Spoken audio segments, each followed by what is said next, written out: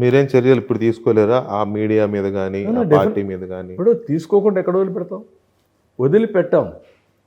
కానీ శివుడి మీద పాము ఉంది, తేలుంది. తేలుంది. శివలింగం మీద తేలుంది. శివలింగం పైన తేలు. తేలంటే ఏంటి?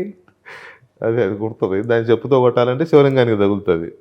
వీడు కూడా రాజకీయం పెట్టుకున్నాడు. ఆ ముసుగు తీయాలి ముందు, లేకపోతే ఎంచోపండి వీళ్ళందరూ. నేను తీవ్రవాదులను ఫైట్ చేయలేదా? ఫ్యాక్షన్ లీడర్స్ని ఫైట్ చేయలేదా?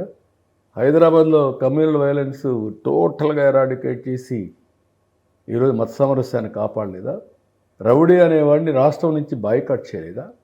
ఆ రేంజ్లో ఇది కూడా కంట్రోల్ చేయగలుగుతామనే ధీమా ఉందా మీకు? ఎప్పుడో ఒకసారి చేయకపోతే రాష్ట్రాన్ని చెయ్యాలి. ఇంజస్టిస్ చేసిన వాళ్ళు అవుతాం.